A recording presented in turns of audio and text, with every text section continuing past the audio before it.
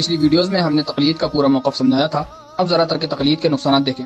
ایک بات یاد رکھیں کہ قرآن اور حدیث سے دلیل دینا بڑی بات نہیں، قرآن اور حدیث سے دلائل تو شیعہ، قادیانی اور اہل قرآن بھی دیتے ہیں۔ اصل یہ ہے کہ ان آیات اور احادیث کی صحیح تشریح کون کرتا ہے، اور یہ کام مفسرین و محدثین ہی انجام دے سکتے ہیں۔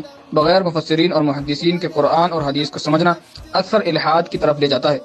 بہت سے صحابہ کی وجہ اکثر ترک تقلید ہی بنتی ہے، جیسے مولانا اسحاق اور انجینئر محمد علی مرزا، یہ دونوں اہل حدیث ہی ہیں۔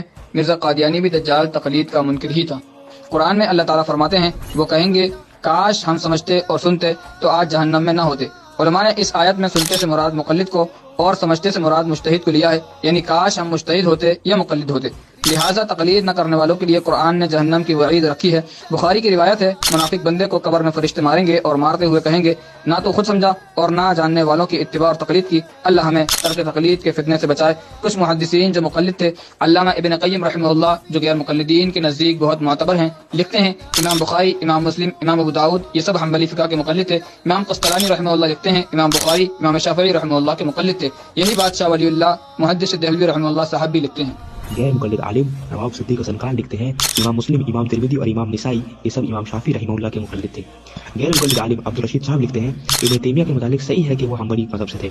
تاریخ حدیث میں ابن عبد الوہاب نجدی کے بارے میں لکھا ہے کہ وہ حنبلی فقہ کے مقلد تھے۔ شیخ ابن باز لکھتے ہیں محمد بن عبد الوہاب امام احمد بن حنبل رحمہ اللہ کے مقلد تھے۔ اب بھی اگر غیر مقلدین کے نزدیک تقلید بدعت یا شرک ہے تو کیا یہ اپنے قابل کو جھوٹا کہیں گے؟ کیا امام بخاری، امام مسلم اور ابن تیمیہ کو مشرک کہیں گے؟ فیصلہ آپ کے ہاتھ میں ہے۔ اب ہم ذرا گھر کو آگ لگا دیں گے گھر ہی کے چراغ سے۔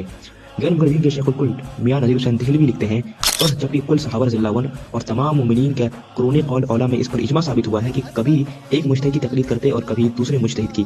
اگر تقلید شرک و حرام ہے تو کیا آپ کے شیخ الکل صحابہ رضی اللہ عنہ کو معاذ اللہ مشرک کہہ رہے ہیں؟ اہل حدیث فرقے کے ایک اور مشہور محدث محمد گندلوی فرماتے ہیں بعض دفعہ تقلید جائز ہے اور بعض دفعہ واجب ہو جاتی ہے۔ اہل حدیث کے شیخ الاسلام ثناء اللہ امرتسری لکھتے ہیں تقلید مطلق اہل حدیث کا مذہب ہے۔ غیر مقلد علماء تو تقلید کو جائز اور واجب کہہ رہے ہیں، آپ کے اصول سے تو یہ سب مشرک اور بدعتی ہو گئے۔